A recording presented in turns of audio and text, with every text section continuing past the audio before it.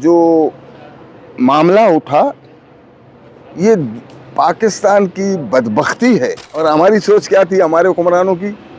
ان کی سوچ یہ تھی کہ ہم یہاں ان غریبوں کی آبادی کو مسمار کریں, یہاں پر بڑی بڑی عمارتیں بنائیں, پلازا بنائیں, اور اس کو پورٹ کے ساتھ, چونکہ نزدیک ترین علاقہ تھا لیاری پورٹ کے ساتھ, وہ جو ہے ایک مزاحمت کی شکل اختیار کیا گیا معاملہ, جس میں بلوچستان کے لیڈرشپ نے بڑا کام کیا, جس میں کراچی کے جو بلوچ لیڈرشپ نے بڑا کام کیا.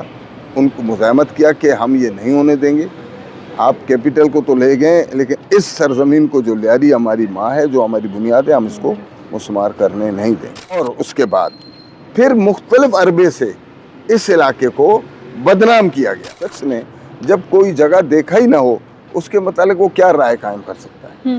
ایک شخص, ایک ڈاکٹر ایک مریض کو بنا دیکھے صرف رپورٹوں کی بنیاد پر کیا فیصلہ کرے گا؟ لیاری تو سیاسی, سماجی, علمی, ادبی ایک اماجگاہ تھی. مہاجر جب کراچی آئے تو پہلے لیاری آئے, چاہے شپ کے ذریعے آئے ہوں, چاہے پیدل آئے ہوں, ٹرین کے ذریعے آئے ہوں, اونٹ کے ذریعے آئے ہوں, آئے لیاری میں.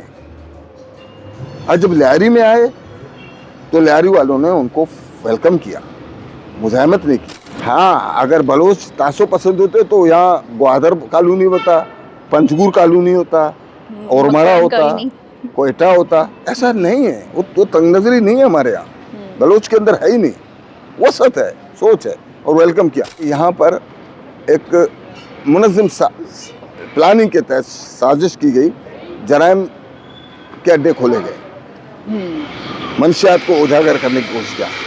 اس میں ہمارا نوجوانوں کو نقصان ہو رہا تھا, جس میں انور بھائی جان جو اس تحریک کے فاؤنڈر ہیں, بنیاد انہوں نے کی, ان کے پاس نوجوانوں کی ایک بڑی ٹیم تھی. انہوں نے تمام اداروں کو کہتے ہیں درخواستیں کی کہ بھئی روکو, یہ کیا ہو رہا ہے یہاں, یوروین کلچر, یہ سارا یہ جو آپ یہاں اجاگر کر رہے ہیں. اس کے بعد وہ جب نہیں رکا, انہوں نے ریزسٹ کیا, مزاحمت کی. وہ شکل جو ہے نا, مزاحمتی تحریک بڑھتی گئی, وہ بڑھی, وہ اتنی بڑھی کہ ہمیں بلوچ اتحاد کو, امن کمیٹی کو تحریک کا نام دینا پڑا. میر غوث بخش بیزنجو سے بڑا کوئی لیڈر رہا ہے بلوچ کو؟ ہم نے یونیورسٹی کا مطالبہ کیا, میڈیکل کالج کا مطالبہ کیا. یہ بنانا کس کا؟ اسٹیٹ کا کام ہے.